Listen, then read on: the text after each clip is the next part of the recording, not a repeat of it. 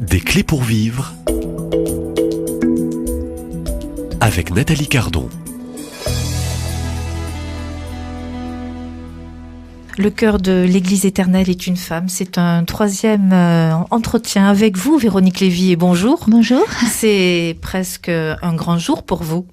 Ce 6 octobre est la parution aujourd'hui de votre 4e ouvrage aux éditions Artege, Cœur de chair, le cœur de l'Église est une femme.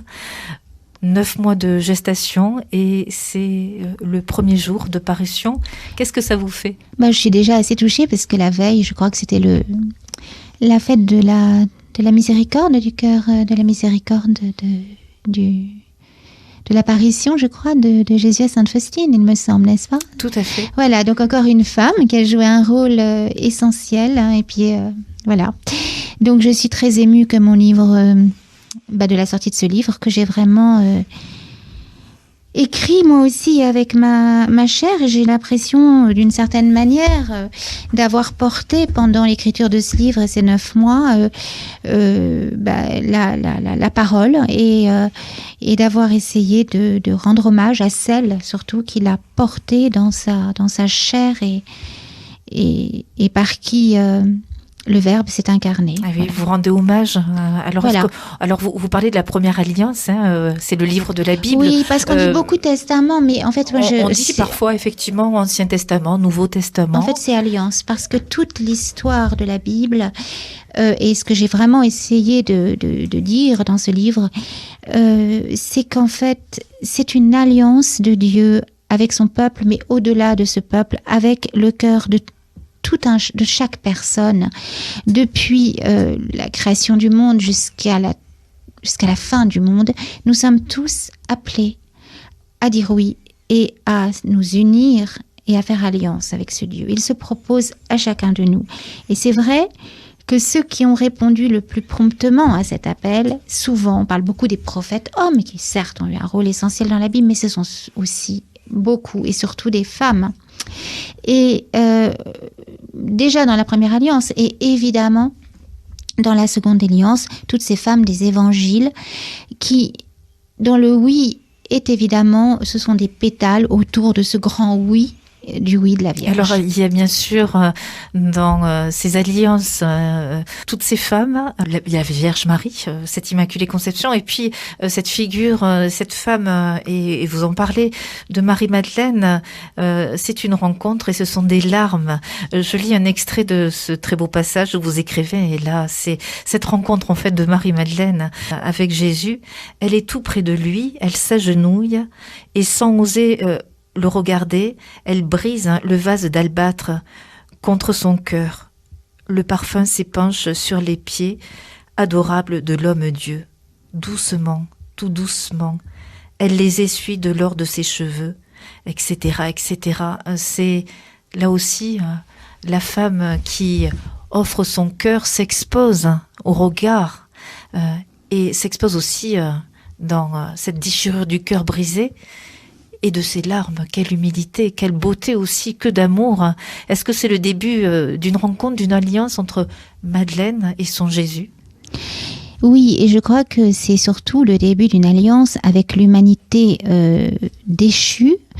Le début de l'alliance, c'est avec le oui de la Vierge. Mais disons que là, Madeleine joue un rôle essentiel aussi, parce que cette humanité pécheresse qui est incarnée, en fait, portée en fait par Madeleine, cette humanité pécheresse dans le sens d'exiler loin de cette éternité dans laquelle elle est née dans le jardin de toute l'humanité. Cette humanité exilée, cette humanité blessée est portée par Madeleine. Et cette pécheresse qui est jugée par Simon le pharisien, qui est jugée par tous les hommes de son village comme étant la possédée, la pécheresse, l'intouchable, comme le Moïse d'ailleurs était l'intouchable aussi, eh bien Dieu la regarde. Et pour Dieu, aucune femme, aucun être humain n'est intouchable. Et Dieu guérit le lépreux, Dieu touche les lépreux, Dieu touche de sa salive, guérit Madeleine, la libère de ce qu'on appelle ces 7 démons et qui sont peut-être des maladies, on ne sait pas, des dépressions, on peut tout imaginer. Mais cette femme, en tout cas, ce qui est très beau dans Madeleine, c'est qu'elle ne connaît pas, elle n'est pas dans la rétention, elle est dans la profusion d'amour, elle est dans l'abandon. Et ce qui la rapproche de Marie, seule Marie est créée immaculée, bien sûr, mais ce qui la rapproche malgré tout de Marie, c'est sa féminité qui fait qu'elle dit oui. Et elle donne tout. Elle donne tout, et peu importe le regard de Simon le pharisien, quand elle déboule dans cette pièce, dans ce repas, Simon le pharisien avait invité Jésus, et c'est un notable de la ville. Et en fait, elle débarque là, sans y avoir été invitée, et elle se jette aux pieds de Jésus, elle brise le flacon de nard, certainement qu'elle a pu s'acheter dans sa vie d'avant, et elle brise tout et elle donne tout à Jésus. Elle dépose sa vie à ses pieds. Plus tard, il y aura l'onction de Béthanie, où là, ça n'est pas seulement une onction de repentir, mais c'est un sacre. Elle reconnaît le roi du monde. Elle reconnaît la royauté du Christ. Et dans l'onction de Béthanie, c'est l'huile, le nard, elle va le répandre sur sa tête, sur ses cheveux, reproduisant le geste d'onction des rois de la première alliance. Et c'est une femme qui va avoir l'honneur de sacrer Jésus, Dieu. C'est une femme qui le verra au premier matin de Pâques ressuscité. Ce n'est pas un homme, c'est une femme. Et c'est une femme qu'il va envoyer en mission. Va, dis à mes frères que je suis... va trouver mes frères et dis-lui que je suis montée auprès de mon Père et votre Père. Et c'est une femme qui est envoyée. Donc Madeleine, elle est l'église de la résurrection. Elle est l'église du tout premier matin de Pâques. Certes, elle pleure, elle rentre dans ce jardin. Est-ce qu'elle est quelque part aussi, elle représente l'église où rien n'est impossible à Dieu? Bien sûr, puisque la résurrection, c'est l'impossible qui se fait chair. Donc la résurrection, c'est aussi, on parle beaucoup de la résurrection du Christ, de la résurrection des corps au jugement dernier, mais on pourrait parler de la résurrection de l'humanité déjà d'une certaine manière qui a eu lieu dans le oui de la Vierge. Quand la Vierge dit oui à l'ange, et qu'elle accepte de porter cette parole de Dieu qui jusque-là était dans les cieux, qu'elle accepte de dire oui à cette parole, et que cette parole prenne corps et prenne chair dans sa chair. Mais c'est déjà une révolution au sens étymologique du terme. C'est le début du grand miracle. C'est un rapatriement de toute l'humanité dans le jardin de Dieu, quelque part. Donc c'est déjà une résurrection à ce niveau-là, déjà à ce moment-là. Mais Madeleine, c'est déjà l'église en mission, c'est l'église de la résurrection, c'est l'église c'est l'église en fait qui va annoncer le ressuscité. C'est l'église où se manifeste aussi la grande miséricorde de Dieu sur tout l'humanité, à travers aussi la personnalité et puis l'histoire de Madeleine. Tout à fait, puisque Madeleine était une intouchable, elle était reléguée comme les Moroïs d'une certaine manière dans ces femmes infréquentables. Elle est seule dans cette espèce, en fait, Madeleine, on a dit beaucoup de choses sur elle, mais ça n'est pas une prostituée, ça ne l'a jamais été. C'était une femme, certes peut-être courtisane, qui vivait dans cette demeure à Magdala, ville des 7 fleuves. Et d'ailleurs, quand je parle d'elle au début, elle parle à la première personne. Et c'est un peu comme j'ai fait parler à la première personne, la cananéenne, et également d'autres femmes. Et elle est là, dans cette maison de Magdala, et elle attend le Christ, elle entend parler de lui et elle veut le rencontrer. Et elle y va.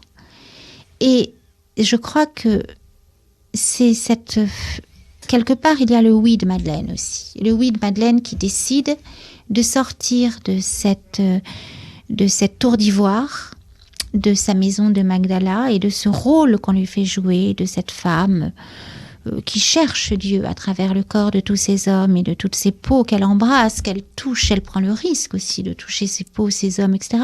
Et là, elle va vers le Christ. Et là, c'est un changement radical ensuite, puisque c'est vraiment une conversion et elle va le suivre. Et elle va le suivre jusqu'au bout.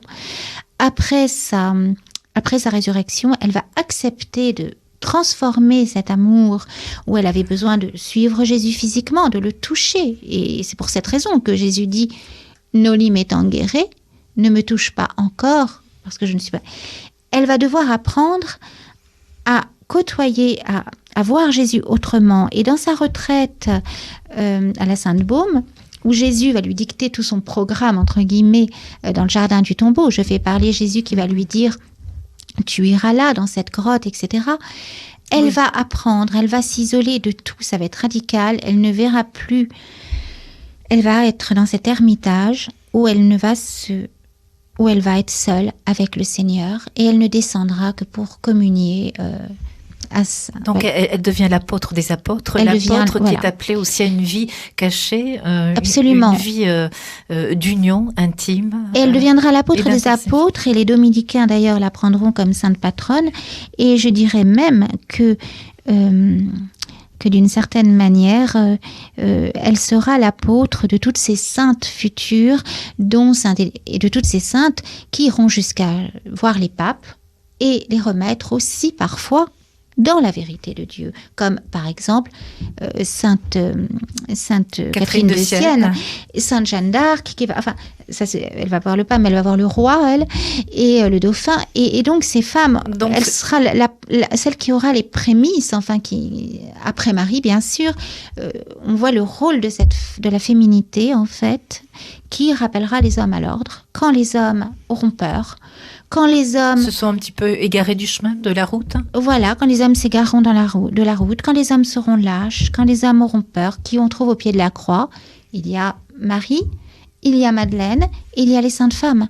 Et c'est vrai que, je ne veux pas faire un cocorico féminin, mais quelque part, Dieu non seulement a toujours fait confiance aux femmes, mais elles ont eu un rôle de prophète depuis le début, dès la première alliance, puisque on dit que même Léa est la première qui a remercié Dieu. Cette femme obscure et mal aimée a dit merci à Dieu. Et Dieu regarde toujours le cœur. Et le cœur de la femme est tellement proche du cœur de Dieu, en fait. Dieu et la femme, c'est une histoire de confiance et d'amour. C'est une histoire d'amour. Et de confiance. Oui, de confiance. Alors, moi, j'ai confiance en vous. Véronique Lévy, je me permets de vous donner rendez-vous dès demain, car c'est la suite aussi de cette série d'entretiens.